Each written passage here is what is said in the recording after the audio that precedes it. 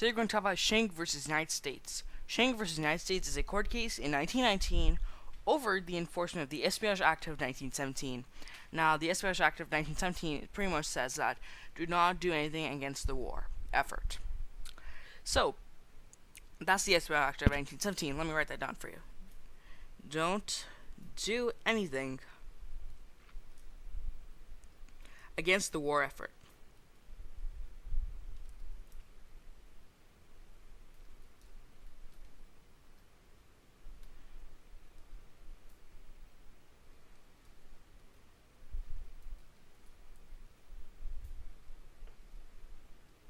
So that's pretty much what the Espionage Act of 1917 did.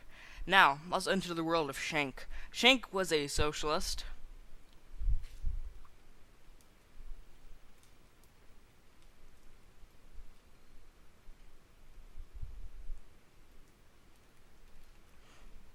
And also, he also didn't get very good looks. I mean, even in this day and age, socialism, that isn't very good to talk about yet. Do not talk about socialism, and do not say you're a socialist if you are a socialist, because you're not going to get pretty good looks.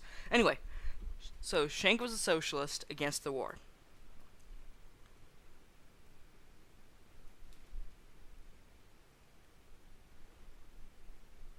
And what he did, he's sent pamphlets.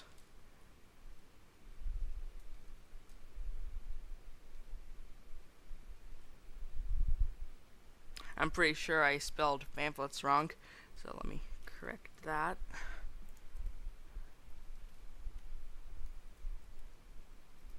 Especially sold pamphlets saying, "Don't do the war."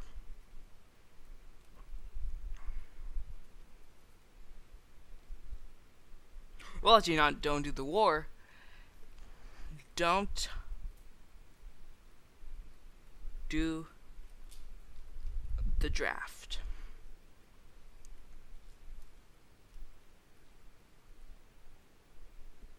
Saying don't do the draft, and he said the Espionage Act of 1917.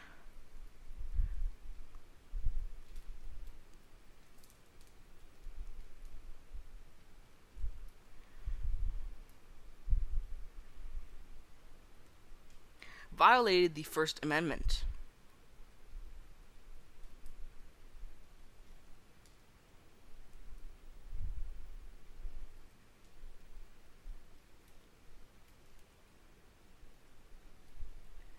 And that's also true. It did violate the First Amendment of free speech, and so maybe hey, people are gonna agree with me.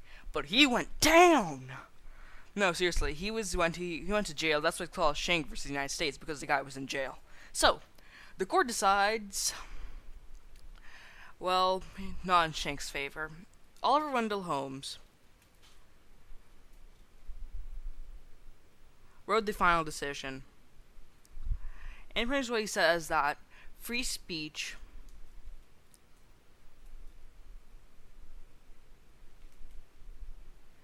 isn't absolute.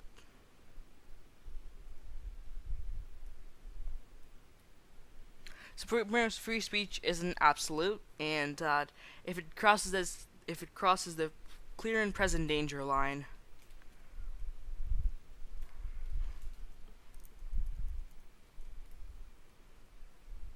so if it does cross this imaginary line, so the clear and present danger line,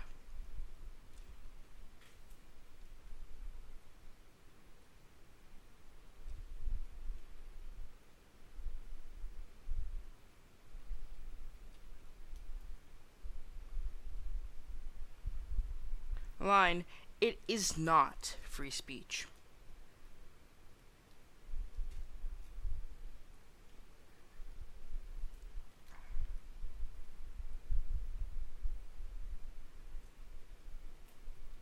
So, it's pretty much he gave the example, and you can't yell fire at a movie theater. Remember, the main reason said fire. That's the main reason I said it, because of Oliver Wendell Holmes' analogy. So pretty much the movie theater, I'll put a T there. The movie theater pretty much is the United States.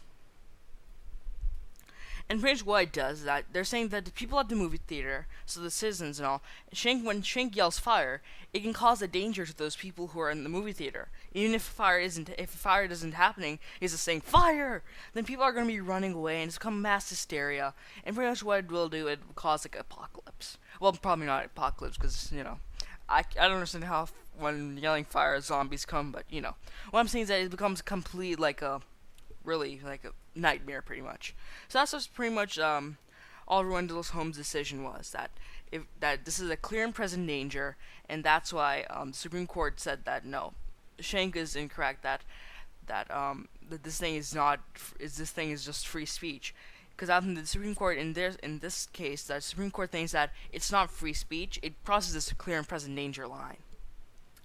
So the Supreme Court actually had a unanimous decision, 9-0.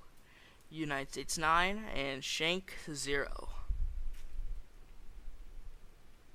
And in any situation, will it be a hockey game or I should say probably maybe like a football game, but I'll probably say football game because if I say hockey game, it sounds like I'm Canadian, even though I'm not Canadian. Anyway, point is that a shutout in any sport is bad, and in this case, it also is not very good.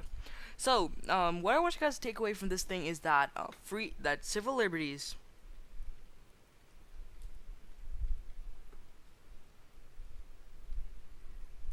aren't absolute.